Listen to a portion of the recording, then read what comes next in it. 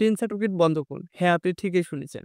আমরা অনেকে আছি ফেসবুকের ইনকামের আশায় আমরা টিন সার্টিফিকেট খুলে ফেলি বা আমরা ভুলবশত এই টিন সার্টিফিকেটটা খুলে থাকি। অনেকেই আছেন এটা বন্ধ করতে চান। কারা এই টিন সার্টিফিকেটটা বন্ধ করতে পারবে? আর কারা এই টিন সার্টিফিকেটটা বন্ধ করতে পারবে না? এই বিষয়ে আজকে কথা বলব। আরো তার পাশাপাশি কথা বলব যে টিন সার্টিফিকেট বন্ধ করতে কি লাগবে? তো চলেন এর জন্য আমরা ChatGPT বা Gemini-র কাছে প্রশ্ন করি। Google-কে জিজ্ঞাসা করি বা Gemini-কে জিজ্ঞাসা করি। ঠিক আছে? যে আমাদের একটা টিন সার্টিফিকেট আছে ওটা বন্ধ করতে হলে কি লাগবে? ঠিক আছে?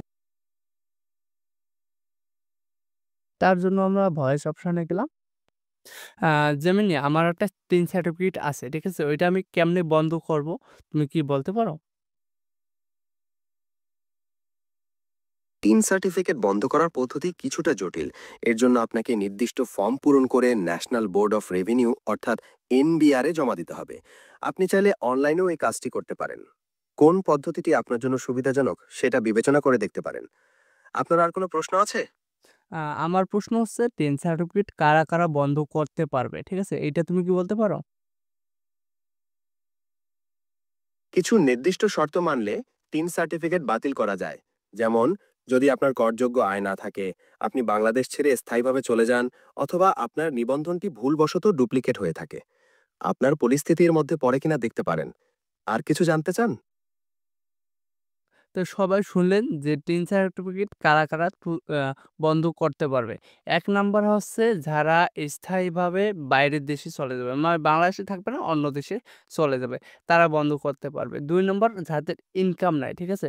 যাদের ইনকাম নাই তারাই বন্ধ করতে পারে। কিন্তু তাদেরকে আমরা জিজ্ঞাসা করি যে আমার ইনকাম নাই, আমি কি বন্ধ করতে পারবো? এর জন্য কি করতে হবে? আর কি লাগবে? ঠিক আছে? হ্যাঁ, ChatGPT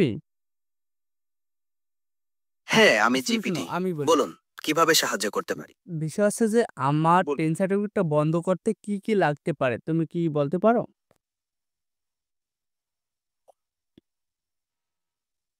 টিন সার্টিফিকেট বন্ধ করতে হলে কিছু কাগজপত্র লাগবে। এর মধ্যে প্রধান হলো আপনার টিন সার্টিফিকেট, জাতীয় পরিচয়পত্র, আয়কর প্রদানের ফটোকপি যদি থাকে, এবং টিন বাতিলের কারণের প্রমাণপত্র। আপনার ঠিক কোন কারণের জন্য টিন বাতিল করতে হবে সেটা উল্লেখ করতে হবে। এর উপর ভিত্তি করে কিছু ভিন্ন কাগজপত্র লাগতে পারে। আপনি কি কারণটা একবার বলতে পারেন? তো আপনারা শুনতেই পারলেন ChatGPT কি বলল বা Gemini কি বলল।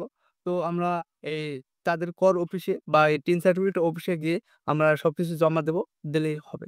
আর সবথেকে বড় কথা হচ্ছে টিন সার্টিফিকেটটা বন্ধ না করাই আপনার জন্য উত্তম হবে। কেননা ২০২৬ সাল বা ২৭ সালে নিয়ে আসতেছে, ঠিক আছে? এমন একটা সিস্টেম নিয়ে আসতেছে যে টিন সার্টিফিকেট লাগবে। যেমন আপনার আইডি কার্ড ছাড়া কোথাও ঘোরা বা কোথাও যাওয়া সম্ভব না। ওরকম টিন সার্টিফিকেটও আপনাকে লাগতে পারে।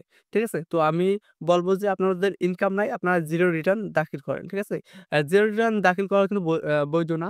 আপনারা যে কাজটা করবেন টিন সার্টিফিকেটে আপনার যেভাবে দাখিল করবেন জিরো রিটার্ন। আপনার ১ম এ একটা ইনকাম দেখাবেন। যেমন আপনার মাসিক ইনকাম আ ৳১০,০০০, ঠিক আছে?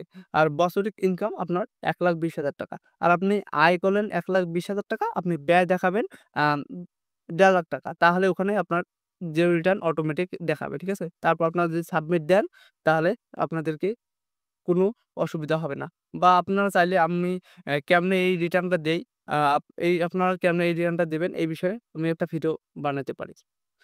ওয়েট। তার আগে আমি একটা কথা বলতেছি। আপনি যদি আমার চ্যানেলে নতুন হয়ে থাকেন অবশ্যই একটা সাবস্ক্রাইব করে পাশেই থাকবেন। ধন্যবাদ।